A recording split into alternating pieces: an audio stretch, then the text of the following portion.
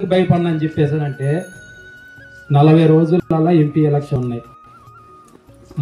మన ఉత్తరప్రదేశ్లో అక్కడ యోగి సీఎం గారు అంబేద్కర్ గారు విగ్రహాలు కానీ అంబేద్కర్ గారి హాళ్ళు ఉంటాయి కదా, అంబేద్కర్ గారి హాళ్ళు భవనాలు, అంబేద్కర్ గారి భవనాలు కానీ ఏవైతే ఉన్నాయో అంబేద్కర్ భవనాలు అందరూ 10,000 చేయండి. అంబేద్కర్ గారి విగ్రహాలన్నీ బొడ్రాయి కట్టండి. అంబేద్కర్ గారి విగ్రహాలు తీసి బొడ్రాయి కట్టండి. అంబేద్కర్ గారు భవనాలకి 10,000 పెట్టండి అంటాడు. అంబేద్కర్ గారి పేరు లేకోకుండా బాబా రామ్జీ అంబేద్కర్ అట, బాబా సాహెబ్ అంబేద్కర్ పేరు కాదా అట. ఇప్పుడు ఉత్తరప్రదేశ్ లో భారతదేశం మీద రామ్జీ అంబేద్కర్ అట. రామ్జీ అంటే రామ్ అంటే రాముడి పేరు వస్తుందని చెప్పేసి అని వాళ్ళ నాన్న అంబేద్కర్ గారికి నాన్న రామ్జీ అంబేద్కర్ అని చెప్పేసి అని పిలవని చెప్పేసి అని ఉత్తరప్రదేశ్ లో అని చేశాడు. ప్రజలారా మీకు చెప్తున్నా, ఈ తిరుమలపాలలో చెప్తున్నా 40 రోజుల ఎలక్షన్లు ఉన్నాయి. బీజేపీ పార్టీ 400 సీట్లు వస్తే భారత రాజ్యాంగాన్ని మార్చేసి మనుధర్మ శాస్త్రం తీసుకొచ్చి, అరే గొల్లవాడ నువ్వు గొర్రెలు కాసుకోవడం కానీ పనికొస్తావు కానీ నువ్వు కారు కొనొద్దు, విమానం కొనొద్దు, నువ్వు షాపులో పోవద్దు, సెల్లు వాడొద్దు, నీది అదే జీవితం. అరే మాదిగా వాడ నువ్వు అదే చెప్పులు కుట్టుకొని అదే పని చేసుకో, నువ్వు సాఫ్ట్వేర్ కావద్దు, ఏం కావద్దు. అట్లే ఒక మంగళ కులస్తులు నువ్వు ఏదైతే చేస్తున్నావో వృత్తి గడ్డం గీకాలా కత్తిరించాలా, నువ్వు ఇదే పని చేసుకోవాలా. మన ధర్మశాస్త్రంలో ఏదైతే ఉందో ఆల్రెడీ వాళ్ళు 4000 పేజీలతో మన ధర్మశాస్త్రాన్ని, 2 మన ధర్మశాస్త్రాన్ని వాళ్ళు రెడీగా ఉంచుకున్నారు. రేపటి రోజున నరేంద్ర మోడీ అనేట ఆయన ఈ ప్రధానమంత్రి మళ్ళీ వస్తే మన ఎస్సీ ఎస్టీ బీసీ మైనార్టీ బిడ్డలు ఆడబిడ్డలు నడి రోడ్డు మీద తిరుగుతుంటే వాళ్ళ అరాచకంగా వాళ్ళు సృష్టించి వాళ్ళు అరాచకంగా కొడతారు. అందుకు నాకు భయం అవుతుంది. ఈ రోజు నేను చెప్తున్నా, ఈ భారతదేశంలో కొద్ది గొప్ప భయం భక్తి ఉందంటే అది కమ్యూనిస్టుల వల్లనే ఈ ప్రభుత్వాల భయం ఉందని చెప్పేసి అని నేను అది కూడా చెప్తున్నా. ఎందుకు చెప్తానంటే నాకు ఈ వీడియోని యూట్యూబ్ లో పెడతా, నా మీద కేసులు నన్ను అరెస్ట్ చేసినా నన్ను కత్తులతో పొడిచినా నేను భయపడ్ను. ఎందుకు భయపడినంటే నెక్స్ట్ మా పిల్లగాలు చిన్న పిల్లగాలు మనకు అంబేద్కర్ ఇచ్చిన రాజ్యాంగంలో మనకి 34 సంవత్సరాలు వచ్చినాయి. నెక్స్ట్ మన పిల్లగాలు పెద్దలే కల్లా వాళ్ళు నడి రోడ్డు మీద కూడా తెక్కోకుండా వీళ్ళు చేస్తారు. ఎందుకు చేస్తారంటే హిందూ మతం మీద రాముడి పేరు మీద అరచకాలు చూపించడం, రాముడి పేరు మీద ఓట్లు అడగటం, అవన్నీ చేయటం. మేము హిందువులమే, మా సర్టిఫికెట్లు అంతా హిందువులే. ఇక్కడ మా మా ఉపేంద్ర అన్న ఉన్నాడు, అయ్యప్ప మాల ఎత్తడు, మమ్మల్ని అందరం వెళ్తాడు, బో పెడతాడు, మేము ఆప్యాయత పోతాం, కలుస్తాం, దండలేస్తాం, అన్ని చేస్తాం. అంబేద్కర్ ఆయన వస్తాడు, మా క్రిస్టియన్ పండుగ ఏదైనా ఉంటే మా దగ్గరకు వస్తాడు, బో పెడతాడు, అన్నం వేస్తాడు, అన్ని పెడతాడు, అన్ని చేస్తాం. మాకు ఎలాంటి ఇబ్బంది లేదు. కానీ నువ్వు సృష్టించే దాని వల్ల ఎంత అరాచకం అంటే పక్కనే మన మరిపేడలో బీసీలు ఎస్సీలు కలిసి ఆడబిడ్డలు బతుకమ్మ ఆడుతున్నారు. బతుకమ్మ ఆడుతుంటే అక్కడ విఘ్నేశ్వర స్వామి గుడి ఉంది.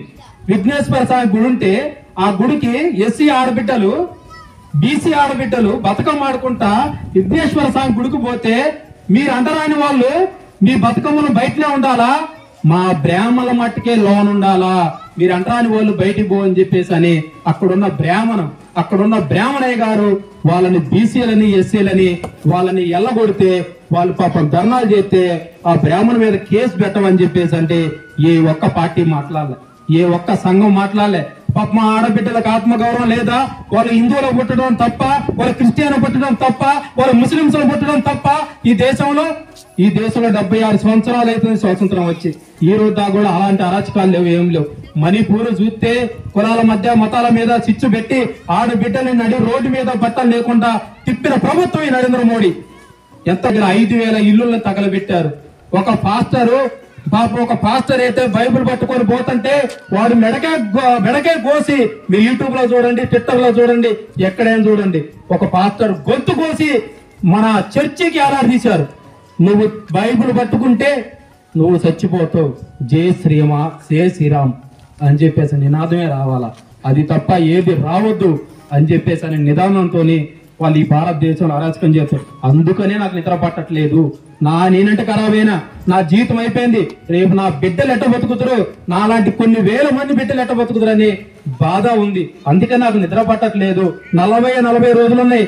మనం ఈ రోజు టెంట్ కింద కూర్చొని చెట్ల కింద కూర్చొని వింటున్నా గానీ మనం ఏమనుకుంటున్నాం అంటే హ్యాపీగా ఉన్నాం అనుకుంటున్నాం. 40 రోజుల్లో ఏం జరిగిద్దో మనం చెప్పలేం. కాబట్టి నేనేమంటానంటే ఈ భారతదేశంలో ఇంతమంది అరాచకాలు లేవు, ఏం లేవు. కొద్దిగా గొప్ప ఈ కాంగ్రెస్ ప్రభుత్వం ఉన్నా గానీ ఇంకా ఏడు ప్రభుత్వాలు ఉన్నాయి గానీ మంచిగానే కొద్దిగా గొప్ప చేసినాయి గానీ ఈ బీజేపీ పార్టీ వచ్చిన కాడ నుంచి మాత్రం మన మీద మామూలు దాడులు కాదు. మెయిన్ గా ఎస్సీ ఎస్టీ బీసీ మైనార్టీ బిడ్డల్ని వీళ్ళని ఈ భారతదేశం నుంచి తరిమి కొట్టాలా, ఈ భారతదేశ పౌరులు వీళ్ళు కాదన్నప్పుడు ఇళ్ల నుంచి పుట్టకొచ్చిన ఒక అన్నయ్య మన నవీన్ నాయక్ అన్న, ఈ దేశానికి మీ మూలవాసులం కాదా, ఈ దేశంలో మేము క్రిస్టియన్లు కాదా, ఈ దేశంలో మీ క్రిస్టియన్లకు మూలవాసులకు పుడితే మేము దేశ ద్రోహులమా అని చెప్పేసి అని నన్న 400 పేజీల బుక్ రెడీ చేసిండు. రేపు అన్న బుక్ తయారు చేసి బయటికి పంపిస్తే ఈ అగ్ర కులస్తులకు సంబంధించిన బ్రాహ్మణులు ఎవరైతే ఉన్నారో వాళ్ళందరూ అన్నను అరెస్ట్ చేస్తారు. లేకపోతే అన్న నడి రోడ్డు మీద ఎక్కడన్నా నడుచుకుంటూ పోతున్నా, కార్లు పోతున్నా, ఎడ్ల పోతున్నా అన్నని గుంజి కత్తుతో కూడా చంపుతారు అన్నని. ఎందుకంటే అన్న మూలవాసులు ఎవరు అని చెప్పేసి అని అన్నప్పుడు మూలవాసులు కాదుగా ఇక్కడ జై శ్రీరామ్, ఇక్కడ మూలవాసులు కాదుగా జై శ్రీరామ్ అనే నినాదం తీసుకురావాలా. ఎందుకంటే రాముడు అంటే మనందరూ తెలుసు. మన ఊర్లో బొడ్రా చేసుకున్నప్పుడు మన ఆడబిడ్డలందరూ నేను కూడా మా అక్కల్ని మా మేనత్తల్ని పిలుచుకొని ఒక 10 మంది చీరలు పెట్టినాం, పువ్వులు ఉన్నాం, అన్ని ఉన్నాం. రాముడు అంటే మాకు భక్తే, రాముడు అంటే మేము అంటాం, అన్నాదమ్ములాగా బాయి లాగా అందరూ అంటాం. అయినా గానీ మమ్మల్ని మతాల మీద కులాల మీద చిచ్చు పెట్టి మమ్మల్ని అరాచకం చేస్తున్న ఈ బీజేపీ పార్టీని తరిమి కొట్టాలని చెప్పేసి అని అంబేద్కర్ గారు జోలికొస్తే అంబేద్కర్ గారు ఒక్కలే చచ్చిపోయారు చెప్తున్నా. అంబేద్కర్ గారికి సంబంధించిన బీసీలు ఎస్సీ ఎస్టీలు కొయ్యలు లంబాడి బిడ్డలు రెడీగా అంబేద్కర్ జోలికి వస్తే నీ తాడు తీయటానికి వాళ్ళు ముందుకు వస్తారని చెప్పి చేస్తూ మీరు ఈ ఎండకి ఎంతగానో వెయిట్ చేసి నా 4 మాటలు విన్నందుకు మీకు ధన్యవాదాలు తెలియజేస్తూ ఇప్పుడు